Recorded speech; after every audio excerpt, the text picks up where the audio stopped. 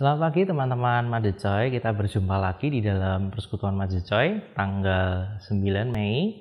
Dan pada hari ini kita akan bersama-sama membahas satu tema, yaitu tentang karunia rohani. Nah, sebelum kita akan mempelajari firman Tuhan dan juga membahasnya lebih dalam lagi, kakak akan mengajak kita semua untuk berdoa bersama. Mari kita berdoa.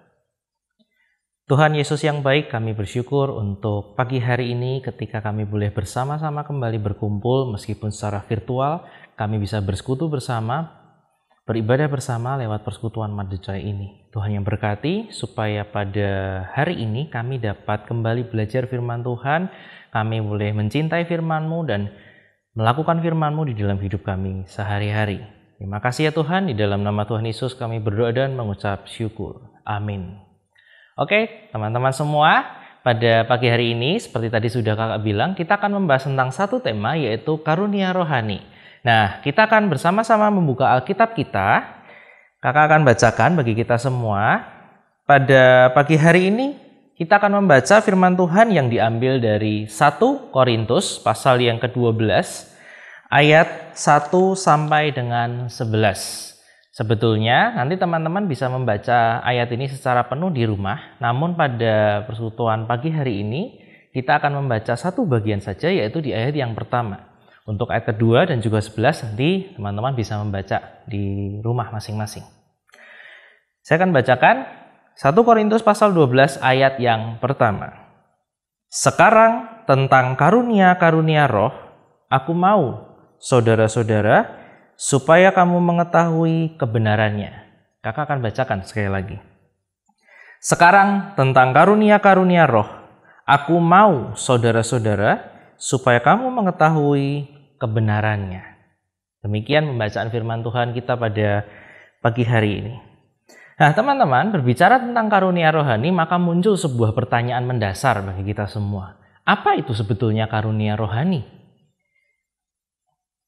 Nah, Alkitab beberapa kali membahas tentang karunia rohani. Teman-teman nanti kok bisa kembali melihat di dalam Alkitab teman-teman masing-masing, ada setidaknya kakak akan berikan dua contoh di sini. Yang pertama dari 1 Korintus pasal 12 ayat yang pertama sampai dengan 11, dan juga ada di dalam 1 Petrus 4 ayat 10 sampai 11. Di dua bagian firman Tuhan itu kita akan melihat secara jelas bagaimana Alkitab menjelaskan kepada kita tentang apa itu karunia rohani.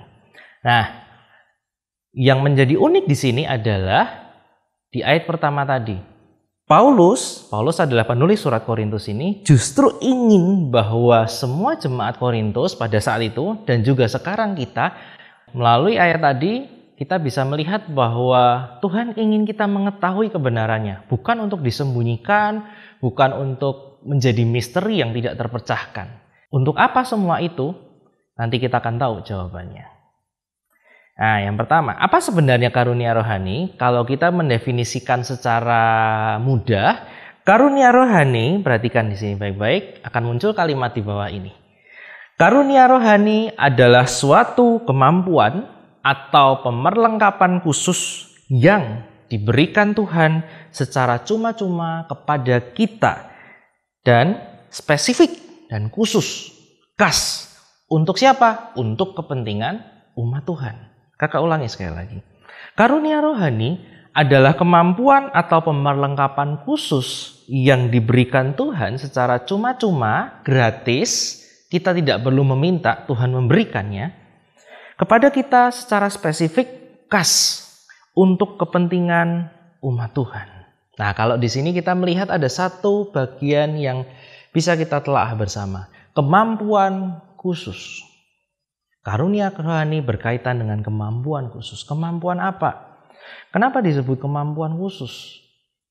Yang pertama, karena kemampuan tersebut dimiliki tanpa dilatih sebelumnya. Loh, kok bisa? Yang namanya kemampuan itu kan biasanya harus ada latihan.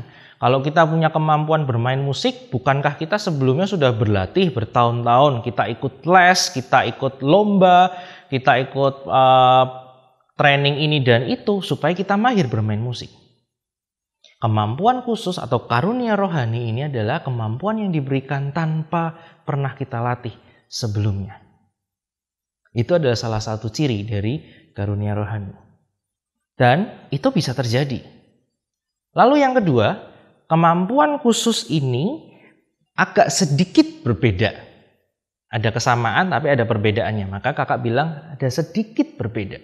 Sedikit berbeda dengan apa? Dengan talenta atau bakat yang kita latih dan kembangkan. Nah, jadi karunia rohani itu bisa sesuatu yang kita tidak pernah latih sebelumnya, tiba-tiba kita bisa, tetapi juga bisa dari kemampuan-kemampuan yang sudah kita miliki sebelumnya. Kita punya bibit-bibit tersebut. Nah, kemampuan-kemampuan ini, talenta atau bakat-bakat yang kita punyai ini dapat memperkuat, dapat mendukung karunia rohani yang Tuhan berikan. Supaya lebih jelas, kakak akan berikan contoh.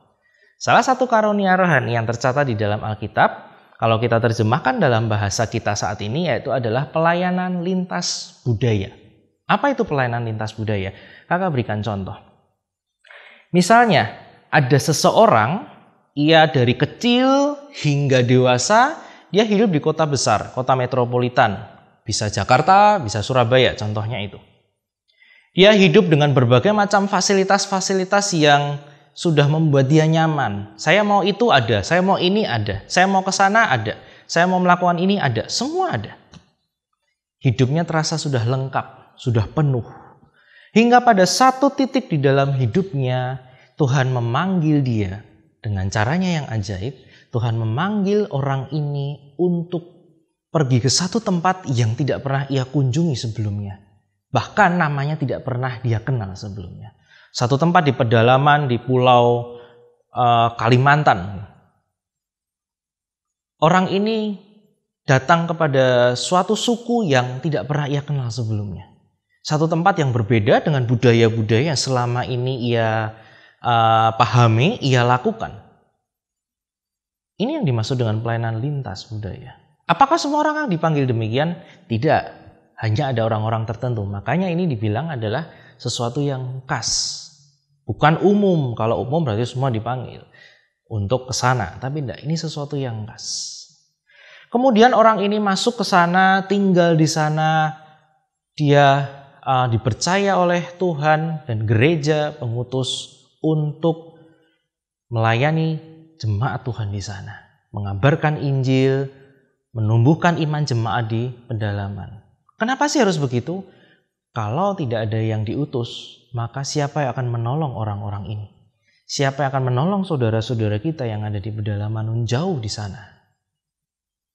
Contoh nyata lagi, kalau teman-teman melihat di Alkitab kita ada tulisan Lembaga Alkitab Indonesia. Adalah satu lembaga resmi oleh negara yang bertujuan untuk mendistribusikan, mencetak, menerjemahkan Alkitab dalam bahasa-bahasa. Bukan saja bahasa Indonesia, tapi bahasa-bahasa suku. Bahasa-bahasa yang hanya dimengerti oleh suku tertentu. Contoh yang mungkin ada di sekitar kita saat ini, Alkitab bahasa Jawa, Alkitab bahasa Mandarin. Nah, itu adalah Alkitab suku yang hanya dimengerti oleh sebagian orang tertentu. Suku-suku di Indonesia begitu banyak, dan belum semua suku memiliki terjemahan Alkitab.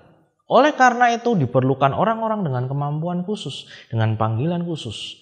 Dia punya kemampuan bahasa yang baik, dia punya kemampuan sejarah yang baik, sehingga ketika dia dipercaya Tuhan untuk menerjemahkan Alkitab, Alkitab itu akan diterjemahkan dengan bahasa yang semirip mungkin dengan bahasa aslinya.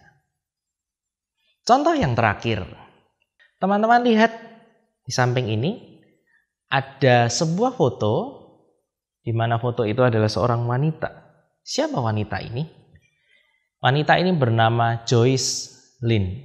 Mungkin di antara kita banyak yang atau bahkan belum pernah mendengar nama ini. Joyce Lin. Joyce Lin adalah seseorang pilot dan juga seorang pakar IT, informatika atau komputer. Jadi dia seorang pilot dan dia seorang yang sangat mahir menggunakan komputer, seorang programmer.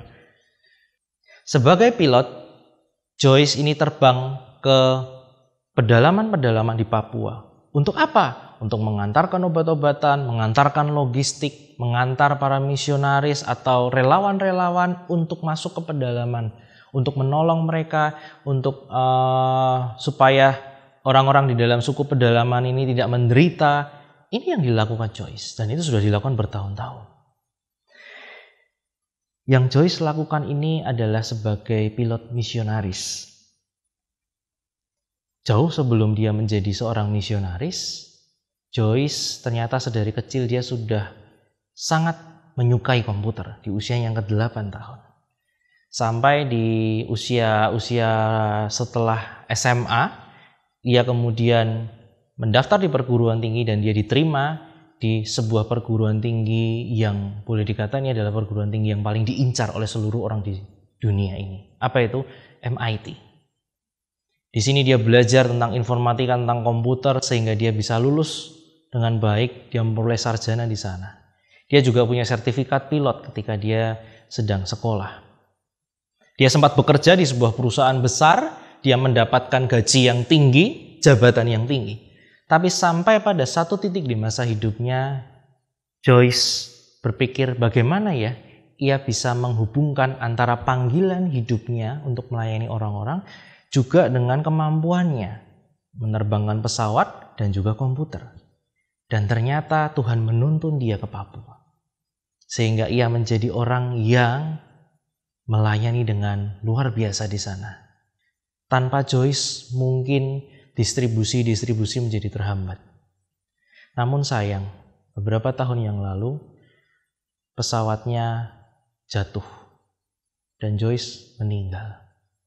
Sebuah duka mendalam harus dialami oleh orang-orang suku pedalaman di Papua. Kalau teman-teman mau lihat lebih lanjut, teman-teman bisa melihat berita ini di internet. Ada banyak sekali. Silakan ketik keyword Joyce Lin. Akan ada banyak sekali berita tentang dia. Contoh-contoh yang tadi kakak berikan adalah sebuah contoh nyata bahwa setiap orang dapat dipanggil oleh Tuhan, diberikan karunia oleh Tuhan untuk melayani dia dengan luar biasa. Melayani dia dengan sangat luas. Sehingga pelayanannya menjadi berkat bukan hanya orang-orang lingkungan sekitar, tapi bahkan bisa sampai seluruh dunia. Demikian pula kita, teman-teman. Tidak ada yang tidak mungkin bahwa di antara kita atau bahkan semua kita bisa dipakai oleh Tuhan secara luar biasa untuk menjadi berkat. Mungkin bukan hanya lingkungan sekitar kita, tetapi bahkan untuk seluruh dunia. Melalui kemampuan-kemampuan yang Tuhan berikan dan juga melalui bakat yang kita miliki. Kunci dari karunia itu adalah ditujukan untuk kemuliaan Tuhan. Perhatikan kalimat ini baik-baik. Karunia rohani selalu ditujukan untuk kemuliaan Tuhan, bukan untuk kepentingan diri sendiri, supaya nama kita semakin dikenal atau bahkan semakin dikagumi. Tidak, tujuannya untuk kemuliaan Tuhan.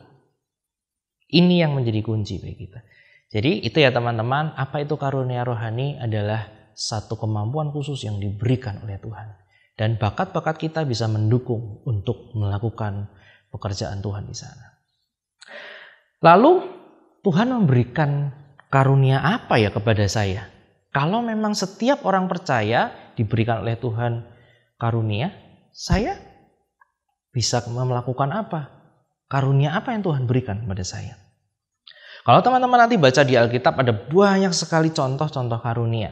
Setidaknya kakak akan sebutkan di sini. Misalnya mengajar, kemudian ada membagi kebutuhan, membagi sesuatu yang dia punyai, menyembuhkan, bahasa lidah, hidup lajang, doa syafaat, mengusir setan, bermain musik, menulis, dan juga melakukan keterampilan. Dari beberapa contoh-contoh yang tadi kakak sebutkan ini, itu semua adalah karunia-karunia yang Tuhan berikan. Nah, ada contoh yang menarik di sini. Ada contohnya misalnya hidup lajang, hidup dengan tidak menikah. Banyakan orang biasanya justru mengecek orang-orang yang tidak menikah ini sampai di usia tuanya dia. Oh, jadi orang kok nggak nikah, kok malah jomblo.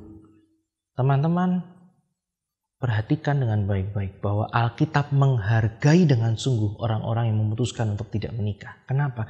Karena itu adalah sebuah karunia yang tidak semua orang bisa menerimanya. Tapi ketika seseorang diberikan karunia oleh Tuhan untuk hidup melajang, maka dia bisa menjalaninya dengan baik dan efektif. Tujuannya untuk apa?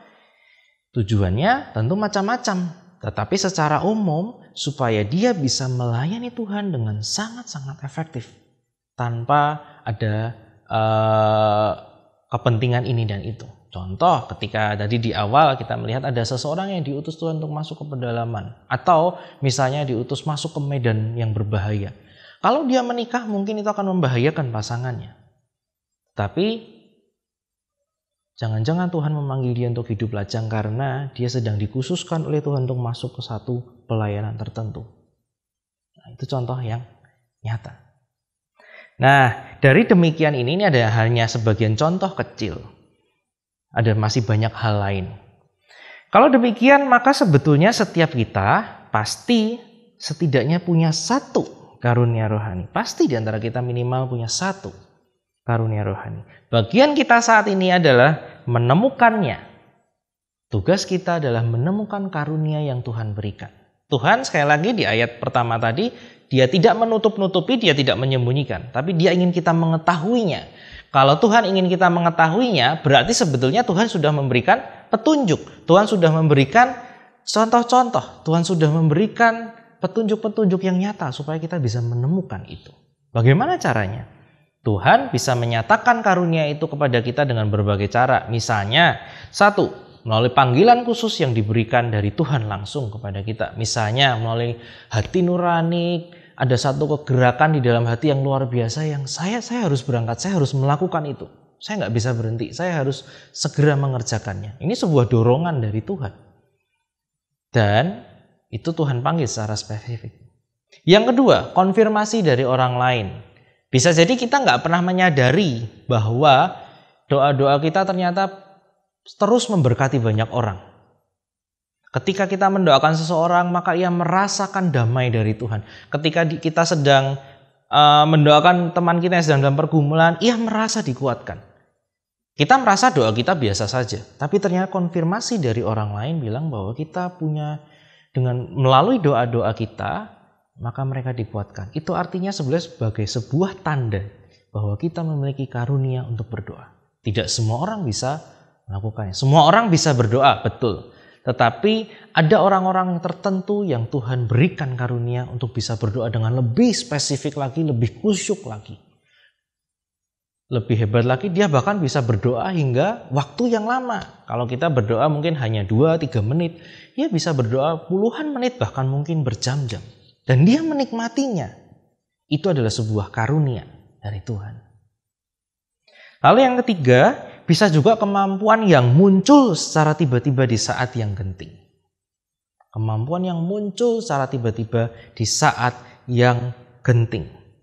Sebagai contoh, kita tiba-tiba diberikan karunia oleh Tuhan menyembuhkan. Saat ada teman kita yang sedang sakit, tidak ada dokter di sini, yang kita bisa lakukan hanya berdoa. Tuhan tolong berikan kesembuhan kepada dia. Di saat itu tiba-tiba ia mendapatkan kesembuhan. Bukan karena doa-doa kita ibarat sebagai mantra yang manjur, tetapi semuanya adalah karena kehendak Tuhan. Dan Tuhan memakai kita sebagai alat untuk bisa menyembuhkan teman kita. Nah, itu adalah sebuah karunia. Yang menjadi unik di sini bahwa karunia itu bisa juga Tuhan ambil secara tiba-tiba. Tuhan yang memberi, maka Tuhan yang bisa mengambil. Dalam bahasa sehari-hari mungkin bisa disebut suka-sukanya Tuhan. Iya, tetapi apapun yang Tuhan berikan, maka itu adalah sebuah pemerlengkapan yang luar biasa bagi kita. Selain itu, teman-teman juga bisa melakukan, sehabis ini teman-teman bisa melakukannya, ada berbagai macam alat untuk menolong kita bisa mengetahui karunia-karunia rohani yang Tuhan berikan. Lihat contoh ini. Nah, teman-teman lihat di sini ada sebuah alamat website freeshapetest.com. Tampilannya kira-kira begini. Nah, teman-teman silakan kunjungi website ini. Di sana ada pertanyaan-pertanyaan yang bisa teman-teman isi. Pertanyaan ini dijawab bukan untuk benar atau salah. Bukan jawaban yang seharusnya saya begini, bukan. Tetapi jawablah apa adanya, jawablah sesuai dengan kondisi kita. Misalnya ada pertanyaan, saya tidak terlalu suka untuk berkumpul dengan teman-teman, misalnya begitu. Kita merasa, loh, ya seharusnya saya senang, walaupun sebetulnya saya tidak senang. Ya udah saya tak jawab senang aja, enggak bisa begitu. Kalau memang teman-teman ada pertanyaan seperti itu dan kita menjawab saya memang enggak suka untuk berkumpul dengan banyak orang, ya jawablah saya tidak suka. Nah, itulah jawaban apa adanya. Nantinya setelah semua pertanyaan dijawab, maka akan muncul beberapa kemungkinan karunia yang kita miliki. Silakan teman-teman melakukannya, boleh sehabis ini. Oke ya. Yang terakhir, yaitu bagaimana saya menggunakan karunia. Kalau kita sudah tahu karunia yang Tuhan berikan, maka tugas selanjutnya adalah bagaimana saya bisa menggunakannya untuk kemuliaan Tuhan. Ada dua cara. Cara yang pertama, mari kita dengan sengaja ikut terlibat di dalam pekerjaan Tuhan. Di gereja ini, di sekolah mungkin, di lingkungan sekitar. Kalau kita punya karunia untuk membagi-bagikan. Saya senang itu kalau berbagi. Saya punya berkat, saya punya uang lebih, selalu saya sisihkan, saya berikan kepada orang lain. Setiap seminggu sekali saya menyisihkan sebagian uang saya untuk memberikan makanan kepada orang-orang yang mungkin ada di jalan, yang tidak punya rumah, orang-orang yang sedang mencari rezeki di tengah jalan. Saya senang melakukannya. Nah, teman-teman bisa terus mulai rutinkan itu. Teman-teman bisa mulai untuk melakukannya. Itu sebagai cara untuk mempertanggungjawabkan karunia yang Tuhan berikan kepada kita. Ikut terlibatlah dalam pelayanan-pelayanan yang ada. Pelayanan tidak hanya terbatas di dalam gedung gereja. Di semua tempat, dimanapun teman-teman bisa melayani Tuhan. Di luar sana ada begitu banyak ladang yang butuh pekerja. Dan mungkin kitalah salah satunya. Yang kedua atau yang terakhir, tugas kita adalah mengupgrade bakat yang mungkin mendukung karunia kita. Misal kita punya karunia musik. Apa bedanya dengan bakat musik? Kalau bakat musik, orang-orang biasanya, oh ya saya bisa main gitar, saya bisa main piano. Tapi kalau karunia, contoh, dia bisa bermain musik, dia bisa membaca notasi, dia bisa mengaransemen lagu. Tapi ada kemampuan yang Tuhan berikan lebih. Dia bisa menerjemahkan kata-kata di dalam Alkitab menjadi sebuah lirik dan syair yang begitu indah untuk dinyanyikan oleh orang banyak. Nah, tidak semua orang bisa begitu. Tetapi orang-orang yang punya karunia musik punya kemampuan seperti itu. Dan ada banyak contoh yang lain. Kalau teman-teman punya karunia untuk bermusik, karunia untuk yang berhubungan dengan keterampilan, latih itu. Kalau ada pelatihan, oh saya mau ikut. Kalau ada seminar tentang musik atau tentang keterampilan tertentu, kalau ada training di gereja atau di tempat lain, saya mau ikut. Kalau ada kompetisi, ya saya mau coba, saya mau terlibat untuk mengasah kemampuan saya. Ketika Tuhan memberikan karunia, Tuhan memberikan kemampuan kepada kita, bagian kita adalah mengembangkannya. Bukan hanya berada di level ini saja, tapi kita terus naik. Sehingga semakin waktu ke depan kita boleh semakin terampil, kita boleh semakin menguasai bakat yang Tuhan berikan tersebut. Nah, itulah teman-teman tentang karunia rohani, mulai dari kita belajar tentang apa itu karunia rohani dan bagaimana kita bisa menerapkannya di dalam kehidupan sehari-hari kita. Selamat mencari karunia rohani dari Tuhan, selamat bergumul dan juga selamat melayani Tuhan dengan karunia yang Tuhan berikan kepada setiap kita. Amin. Mari kita berdoa. Tuhan, kami bersyukur ketika di dalam kehidupan kami yang masih muda ini, Tuhan juga memberikan karunia rohani kepada kami. Setiap orang berbeda. Antara kami dengan teman kami berbeda. Tetapi kami saat ini bersyukur karena Tuhan memberikannya kepada kami. Tolong kami ya Tuhan, kalau saat ini kami akan mencari karunia yang Tuhan berikan. Tolong kami untuk peka dan bisa mengetahuinya, supaya kami bisa melakukan pelayanan kami, menjalani kehidupan kami dengan penuh bertanggung jawab di hadapan Tuhan. Terima kasih, di dalam nama Tuhan Yesus kami berdoa dan mengucap syukur. Amin. Sampai jumpa teman-teman di dalam persekutuan Madecai selanjutnya. Tuhan Yesus memberkati.